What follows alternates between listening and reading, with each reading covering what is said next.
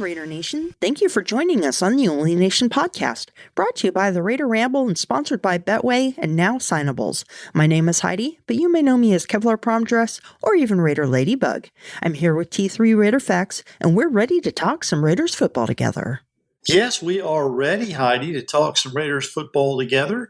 We now have a 3-game winning streak, and now we're going to go back to LA and take on the Rams. Today on the show, we'll talk about the Raiders' win against the Chargers, and then we'll look ahead to a quick turnaround game versus the LA Rams on Thursday night. Okay, Raider Nation, we would love to hear from you, so here's how you can get in touch with us. Give us a call on the Only Nation podcast voicemail line at 904-701-8667. That's 904-701-8667. You can also check us out on the web at onlynationpod.com. Here's the latest Raider news.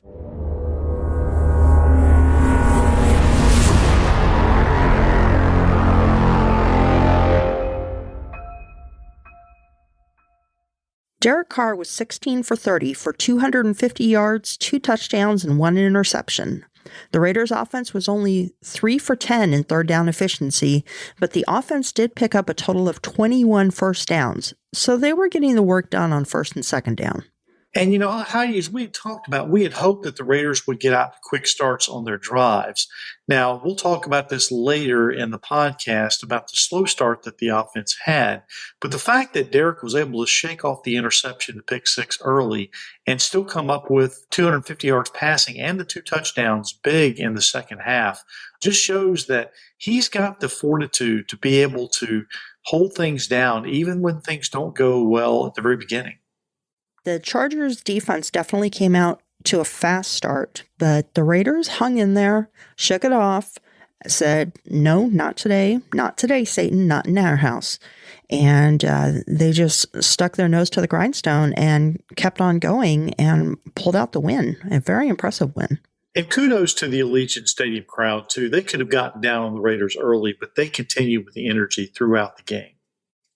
Yeah, there weren't as many Charger fans in the crowd as I thought there would be. No, I think I saw all 5 of them there. I thought I only saw 4. Okay. Maybe you're right. Maybe I was just cross-eyed or something. Yeah, there you go. Running back Josh Jacobs has now notched his 6th 100-yard rushing performance of the season, tied for the second most games in a single season in franchise history. It is also only the 4th time in franchise history that a player has recorded 4 or more 100-yard rushing games in a season. You know, as happy as I am to see Josh Jacobs get all these numbers and be so successful, it really worries me because every time he comes out and does something like this, it just elevates that price tag that much more. Now, I really hope that Josh Jacobs gets his bag because he deserves it. But I'll tell you what, every game that he plays like he did this past week and still continue to avert injury and do the things he does and continue to motivate and energize this team, that's just raising that price tag up. And I just hope that we can afford him, that we can find some way to work it in. But every day he does this, it just worries me that much more. That's true, but I think the advantage is that he wants to stay with the Raiders, and I think he really does, especially if they keep on winning. Winning is contagious, and it makes you want to stay home. And it's great to be on a 3-game winning streak. It's been a long time since we could say that. Davante Adams had 8 receptions for 177 yards and 2 touchdowns to lead the receiving corps for the Raiders. His 2 second-half touchdown receptions in the third quarter brought the Raiders back from a 13-10 deficit at halftime, and they went on to win by a score of 27-20. Your best player making big plays. That's Davante Adams. He has proven to everyone that he is the best, if not one of the best receivers in the game of football. And Derek just kept feeding him the ball, and good things happen when that happens. I think everybody saw that Davante really was not as frustrated as I've seen him in the past. And I think everybody's coming together with the offensive system. I think everybody knows now that if we can split things up and give Josh Jacobs and Davante Adams kind of equal time, they can both go off and they can both do great things. But having that weapon, Al Davis would have just salivated knowing that he had the best receiver in the game who could stretch the field and score at any time from anywhere on the field. And he did that twice in the second half, brought the Raiders back, and just so happy to have number 17 in a silver and black uniform. Definitely. And Derek Carr was asked in the post-game press conference, what's the difference? Why is it clicking now between them? And he said, well, I think the thing is that we're winning. It's just that people weren't noticing that they had those good games before, but now that they're winning, everything's coming together and it just looks beautiful. Winning does cure all. And of course, when you continue to win and have a 3-game winning streak, and when you're winning close one-score games as opposed to losing them, which the Raiders are doing a lot of earlier in the year, it really makes a huge difference in team morale, team energy, and just the production overall on the field. So now the Raiders are 5-7 and on a 3-game winning streak. What went right and what allowed them to come from behind in the second half? All right, let me take this first. Now, let it be said that the much maligned defense of Patrick Graham only gave up 7 points in the second half and only 20 for the game. Actually, they only gave up 13 for the game, which is well below their average. Let it also be said that the 5 sacks on Justin Herbert helped the defense get off the field. Let me repeat that. 5 sacks by the Raiders. And it helped the Raiders defense get off the field and provided those little extra sparks of energy for the offense. The Chargers were 0 for 3 in the red zone. And I don't know when the last time was that we could say that about this defense. Even more impressive was the fact that the Raiders only had 3 penalties for a total of 15 yards. This team hung in there despite being down early and had what Al Davis always referred to as the will to win. Yes, the Raiders did definitely hang in there. They really could have gotten down on themselves early in the game. Like I said, the Chargers defense started fast. They got those 2 turnovers. They got the pick 6 right away. And it really seemed like it was going to be a long day for the Raiders. But the Raiders said, not in our house. And, we want vindication for that opening game loss, where the Chargers were able to defeat them. 24-19, I think it was. Yes. Mm-hmm. It was a complete game victory. Special teams, defense, offense, they all came together to really put forth the Raiders probably their best effort on the season overall. Unfortunately, Daniel Carlson did snap his streak of home field goals. He had hit 46 straight, and he did miss on the 47th, but that's okay. It didn't end up affecting the final score. He pretty much nails everything out there, so I'm okay with him being human every once in a while. But A.J. Cole had a great game. Chandler Jones came back from the dead. Even Cleveland Ferrell had a nice play in there. It was just a good game. Max Crosby, of course, made his presence known. Overall, just a really nice, complete win.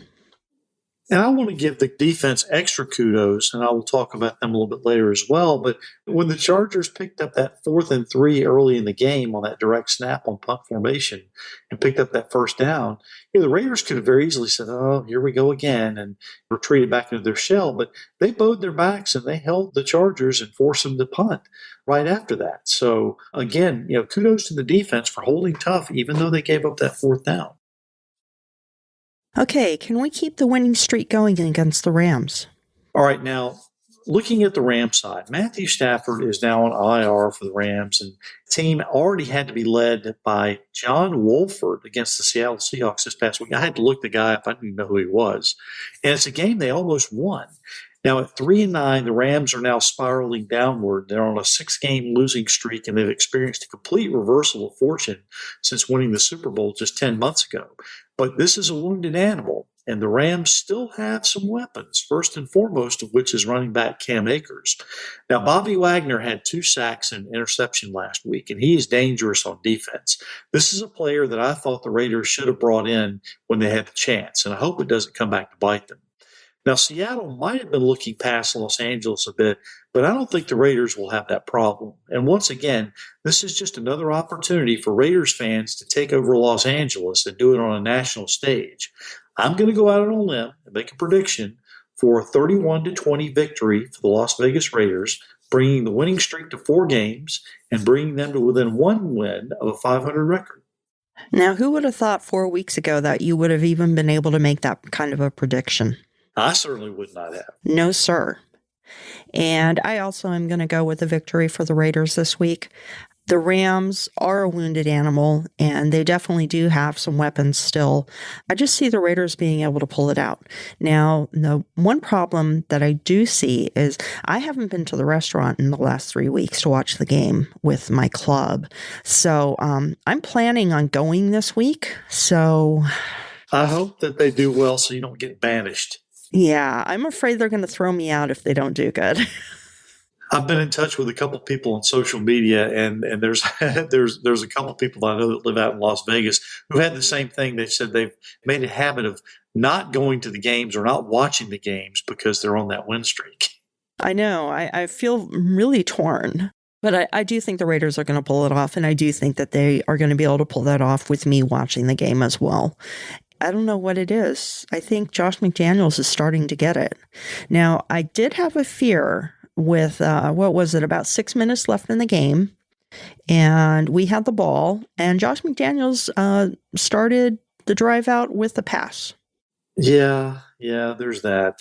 As long as we can come out with the good results, I'm willing to overlook it. But again, I wish they would just put the playbook in the hands of Derek Carr and let him do his thing. He seems to do well with it, and I think he knows what Josh McDaniels wants, and I think he can execute it well. But we've just got to trust the 9-year vet who's led comeback after comeback after comeback. I mean, this guy does not get enough credit in Raider Nation, in my opinion.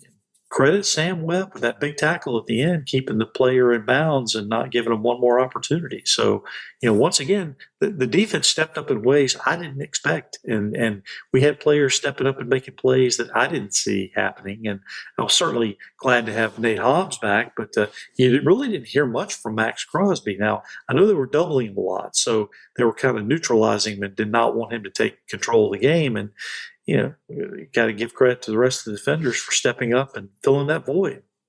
Along with Jerry Tillery, he has really made an impact in the last 3 games. He really has, and that was a guy that I had earmarked when he first came in. And, of course, he's playing against his former team, so there's a little extra motivation there. Definitely. All right, T3, why don't we hear your top 3 for the week?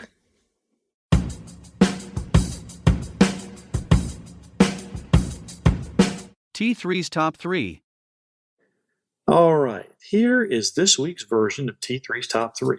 Number 1, the Raiders' offense started out slow on Sunday. They had a 3-and-out, followed by a fumble, which fortunately did not result in any points, then gave up a pick 6, and then had to punt after 4 plays before scoring their first touchdown.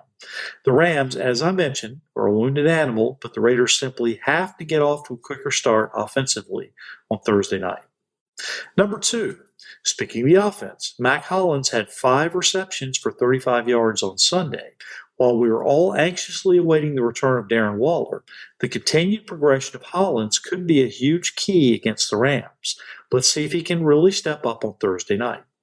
And number 3, Chandler Jones had 3 sacks against the Chargers. Now, let me repeat that. Chandler Jones had 3 sacks against the Chargers. If he can do that again on Thursday night, I will take back everything I've been saying about him all year. But in any event, he repped the last name very well. And that is this week's top 3. Thank you, T3. Yes, the Raiders' offense did start slow, but they came back strong. They didn't give up, and that's what I can really say has been different about the team the last few weeks. They just have not given up. They've held on, and they've clawed their way back into the game, which was evident against the Broncos. It was evident against the Seahawks, and it was evident against the Chargers. The Raiders just did not give up, and it was good to see. Mac Hollins, he has definitely stepped in and has been the reclamation project of the year, I believe. Derek Carr has had several, notably Nelson Aguilar a few years ago. But Mac Hollins is the new reclamation project, and he's doing well. And he is filling in good for Waller, obviously not position-wise, but as far as a second receiver, he has definitely stepped up. And Foster Moreau as well. He had a really big catch. I was really glad to see him come back after being ruled questionable to return with a concussion. And fortunately, we were able to get him back in the fold during the game. And Chandler Jones, yep, he did your name well. We'll just see if he can keep it up. And there's two other things I want to mention. Of course, they may or may not correlate. People may or may not relate this to the actual results on the field. But 3 weeks ago, or I guess it was actually 4 weeks ago now, when two things happened that's kind of seemed as a spark or a catalyst for everything that's happened over the last 3 weeks. Number one was when Derek Carr made his emotional plea or appeal, I guess, to his teammates and to all of Raider Nation, I guess, pretty much. And some people would say he was soft because he showed emotion.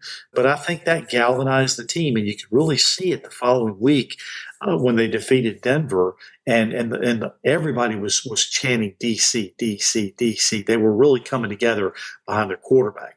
And the other thing, I almost hate to mention this because I really do like the guy, and all this has happened since the release of Jonathan Abram. When Jonathan Abram was released, it's almost like a switch was flipped and the defense started playing a little bit better. I don't know if that's if one thing caused another, but it's right there. It's happened since that happened. And of course, Abram was released by the Packers, waived by the Packers not too long ago. And I saw on social media where some people suggested that the Raiders might take him back. I'm hoping that's not the case. Once again, I like the guy, but yeah, let's just leave well enough alone and let's get through the year.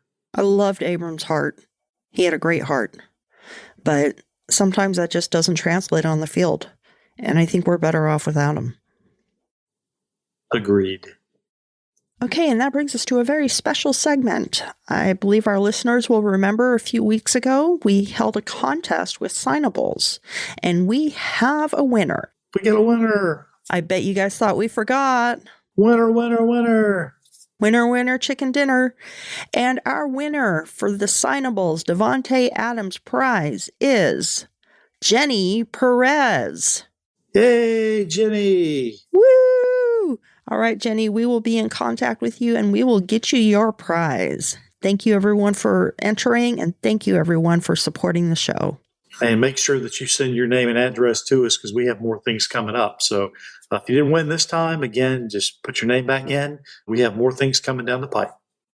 And give us a call at 904-701-8667. Leave a voicemail or text message at that number, or send in a message via social media, and we'll share your thoughts. Speaking of, Heidi, do we have a call this week? We actually do. Let me get this pulled up. Kevlar prom dress. T3. Hey, this is Raider Steve, Richmond, VA. I've been catching up on my podcast recently. I held my nose when they hired McDaniels because that stench from New England is just terrible. Terrible. You're cracking me up with the name of your podcast. Josh McDaniels sucks. Yeah. Truer words have never been spoken.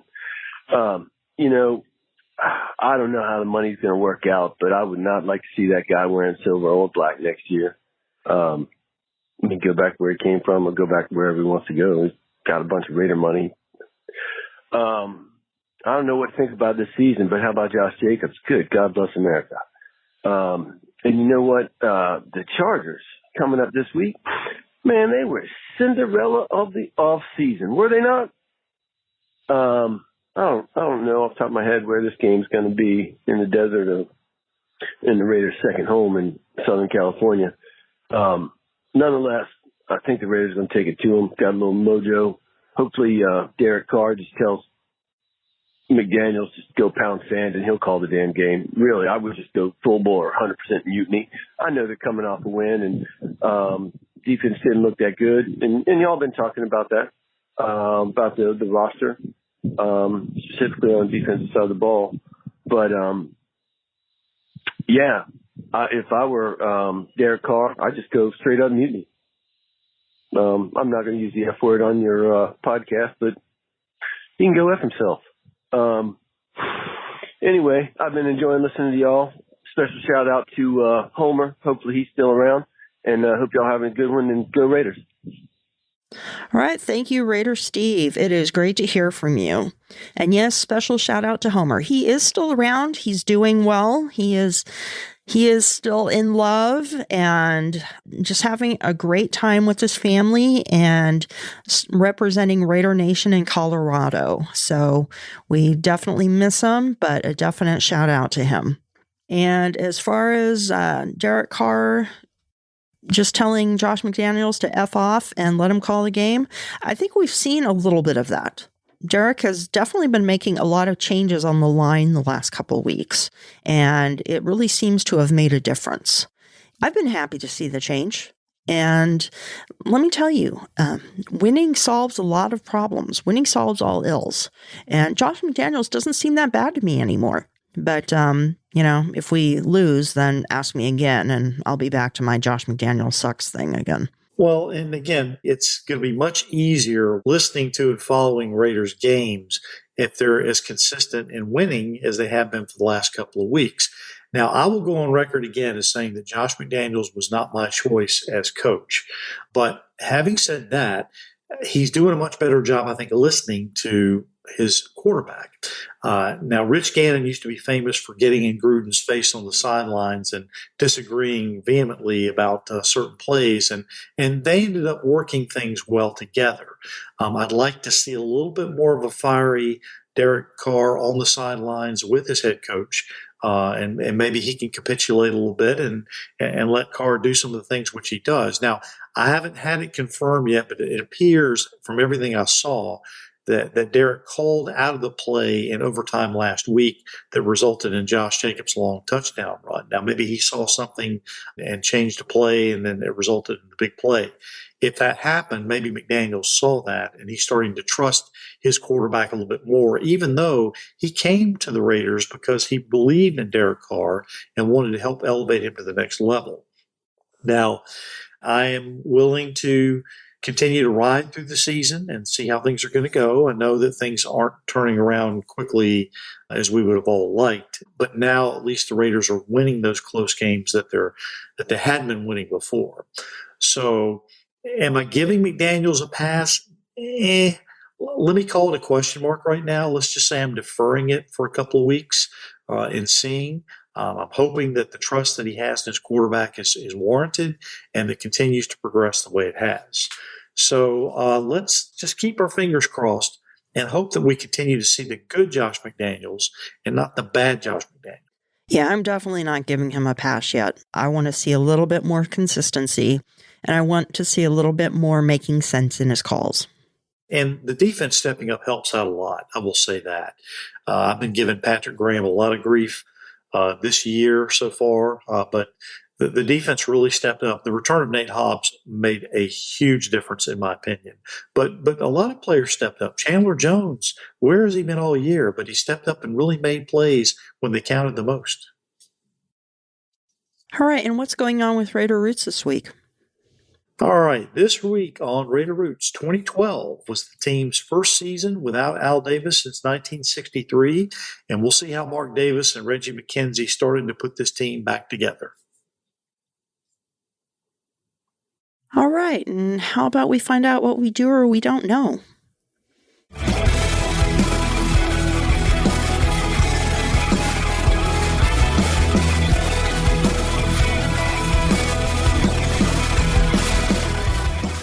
All right, it's time for another edition of Did You Know? In this segment, I will ask Heidi and all of our listening audience a Raiders-related question with a list of answers to choose from. It's multiple choice, so just give it your best guess. Now, here's this week's question. Now, quarterback Derek Carr has been much maligned all season long, and even though he did lead another comeback, he also threw a pick six. But here's this week's question. What Raider holds the franchise record for the most picks during a single game? Is it A, Jim Plunkett, B, Rich Gannon, or C, Kenny Stabler? Heidi, what do you think? I am almost positive that it is C, Kenny Stabler. You are absolutely correct. The record for Raider interceptions during a game by a single quarterback is 7, and it is by the legendary Hall of Famer, Kenny Stabler. I was thinking it was 6. I knew that he had 6, but I didn't know he had 7. The NFL record is actually 8. There's one quarterback way back in 1950 who threw 8 interceptions, and several quarterbacks actually are tied for second place with 7, one of which is Kenny Stabler. And LaMonica, he also had several. Correct. It's 6. All right. Now, Raider Nation, it's time for Heidi's Heroes.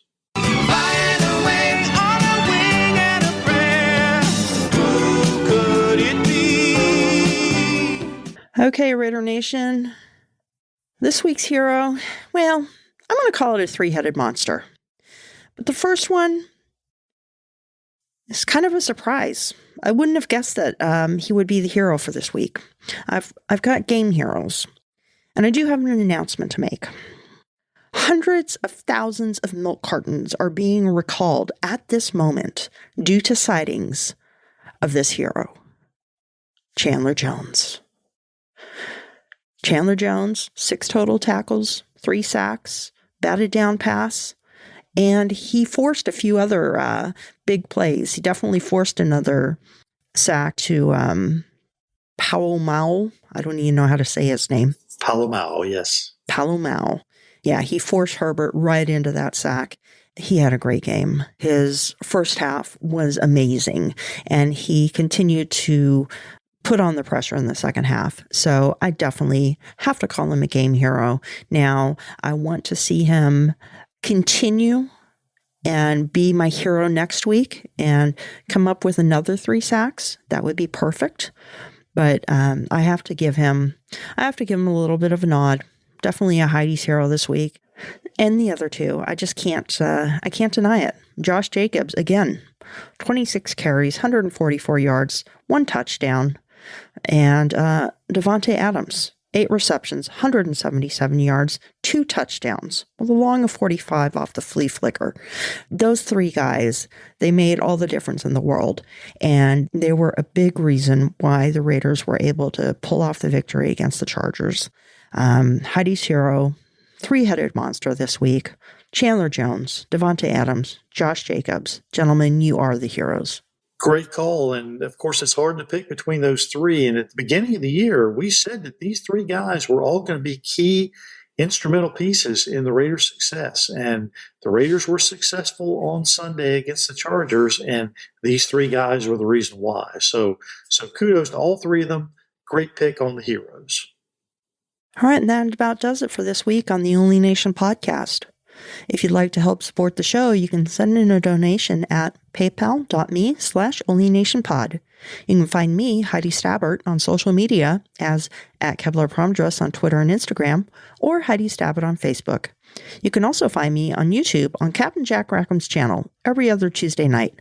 I join the DC wench Peggy Holmes and Angria Trask on Silver and Black Ladies Night.